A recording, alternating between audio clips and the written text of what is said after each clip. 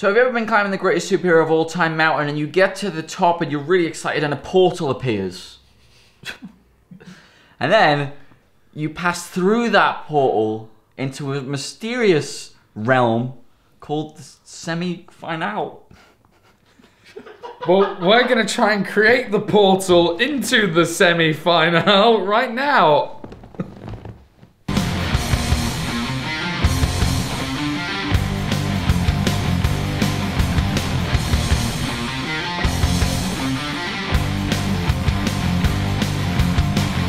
So we are back looking for the greatest superhero of all time. Yep.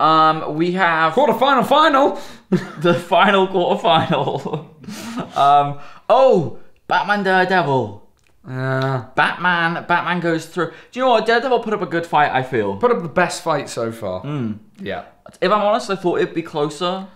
Yeah, I was hoping it'd be closer, It's a just real because fight. I'm. I think on last count it was 16-7. I don't know if we've had a few more from the lamb. We'll make Stephen put up the total here just to annoy him. No. Yeah. No, never mind. So yeah, that happened. So we have one more slot to fill, Yes, we do. and then it's Cyclops versus Green Lantern. Yes, it is. Do you wanna kick us off first this time with Green Lantern? Okay. Well, I read Blackest Night, and when I say I read Blackest Night, I read Blackest Night and the Green Lantern tie-in. Okay, that's good. So I didn't read. Sorry. I didn't read any of the Superman, the Batman, the Teen Titans. I didn't read Green Lantern Corps. I read them too. Yep. Which you never have to need with these events. My quickie review of Blackest Night is that I think it's just Jeff Johns loses control. Like it's so much stuff that's trying to be packed in there, and there's so much crazy timey-wimey nonsense that doesn't really make much sense. So, and it's very colourful, it's very pretty in parts, but yeah. As for the character of Green Lantern, I think what I never realised... Hal Jordan, because of course there are a lot of Green Lanterns in there. Yeah. There are a lot of Green Lanterns in there. And what I think about the character of Hal Jordan is, and especially in relation to the rest of the Justice League, is I really feel that he is supposed to be our everyman. Like, Batman is not like any human. No. Barry Allen, there's something weird about Barry Allen, and I'm not quite sure, but he's never sort of filled that role. Whereas they're all saying to, and a big part of this book is Hal Jordan is the everyman. Hal Jordan is just the guy who a lot's put on his shoulders, and he just gets it done. Yeah. And what we really see here is a lot of the great, cosmic elements of Green Lantern being grounded in this sort of humanity. Yeah. A lot of the Guardians' laws and stuff, and the prophecies that have been set, and the crazy death and life struggle, and yet in the center of it, you've just got this guy. So what's going on? Yeah, who's just going to deal with it on very sort of human and relatable terms. And I think that's great. I think that part of the story I really did enjoy. Inevitably, with these crossover events, you get sort of main story, and then in the main story, you'll have that Hal Jordan's gone somewhere.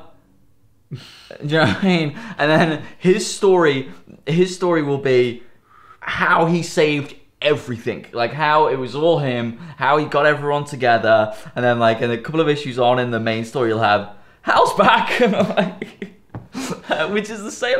I remember reading the Kid Loki, the first book of that, which was the Fear Itself thing. Yeah. And the whole thing is like Kid Loki saves everything, but you would never know if you just read the first issue. So it's a similar sort of thing to that. But Hal Jordan's really great in it. A lot of the interactions between, especially his relationship with Sinestro, is fantastic. Yeah. They have one of them great chemistries between hero villain. It's like hero villain, student mentor. Yeah, especially because Sinestro is so ambiguous in his loyalties and where that lies. They have a great relationship. The way they play off each other is fantastic. Yeah. And as I say, the humanness of Hal Jordan, in spite of his cosmic relevance, really shines through. Yeah. No, I do agree. He really is the kind of everyman of the Justice League and pretty much of DC. Yeah, really. Brilliant. So for Cyclops, you got me to read Schism. Schism, which is a fun word to say. It is a very fun word. And it's the kind of the almost prelude to the whole split up between Wolverine and the Schism. Well, it's the prelude to AVX. Yeah, and AVX. Yeah, sort of how that all manifests itself. Yeah.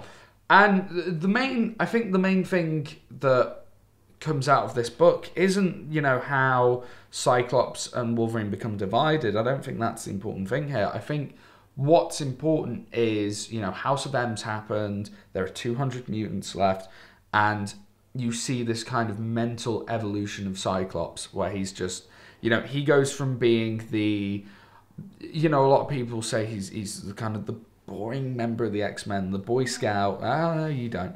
But, almost the clean-cut Boy Scout one. He's the leader, he does good.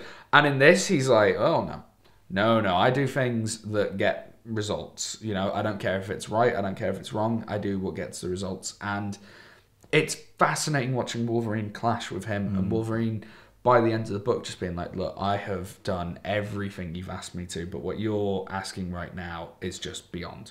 Like, you need to stop. And I really like... Wolverine respects him so much. That's what's hard about because of his previous, what he used to do and stuff. And I think that's a great bit of character development, having this guy who's, just completely... Not 180s, but you really see his point of view all of a sudden. You see where he's coming from, because it's all about survival, and not just for himself, but for mutant kind. And he feels like his back's against the wall, and this is, how does an animal react when his back's against the wall? Well, he's going to lash out at you. And that's really what Cyclops does in this book. As for the book itself, it's only 5 issues, and it's written by Jason Aaron, drawn by Frank Chow, who has done other Marvel stuff. I can't remember what, but it's a beautiful book. Gorgeous, especially that last issue. Yeah. The when we get down to the kind of Sentinel Cyclops Wolverine show, the power of Cyclops that you see unleashed, crazy. Yeah. But and the story is really gripping in there. It's definitely worth giving a read, especially if you want to understand where Cyclops and Avengers vs X-Men came from. Yeah, because that's the foundation. Really, that's how it starts. That's how he comes to it. And I love that you get the kind of the moment with Steve Rogers as well, when they're on the telecom about Quentin Quire. He's like, I don't know Quentin Quire. It's knowing what comes afterwards. It's just one of those little, boop, we're just planting the seeds there. This is something that's going to blossom later on. And that I think that's what's great about Cyclops' character. It is just a continuous blossoming of character, and he's constantly evolving. Cyclops. Yeah, I love him. I know you do. You said that was such a great... I love him. I do. I think... I love him. I think everything you said is completely right. And I honestly, truly think he's one of the most in-depth and most developed characters that Marvel have at the moment. And Schism really is the start of that. Yeah. Well, it's not the start of his development as a character, but it's the start of the character that he is now. Yeah. Of the one side and Wolverine on the other. Although that Avengers vs X-Men sort of shifts that Wolverine joins the Avengers, but it's really Cyclops against the Avengers rather than the Wolverine split. But that Wolverine split is really a beautiful thing. Yeah. How they were really good friends. Wolverine really did respect Cyclops and a lot. And you see that at the start of Schism, and at the end of Schism. Yeah, with Wolverine not wanting to maybe do it, but doing it anyway because he trusts this man. So yeah, he's fascinating. I'm nervous after what happened with Daredevil. I know you are. But anyway, it's up to you. It's not up to me. Green Lantern or Cyclops, you've heard what we've got to say about the characters. Now it's up to you guys. Comment down below. Let us know. Also, you can tell us over on Twitter. At Comic Book Show 1. We accept votes over there as well. Yeah, and don't forget to join us on Friday. Myself and Dan McDermott, our former partner in crime, will be baking Dale a Stormtrooper birthday cake for his birthday. Yay. We'll see you then.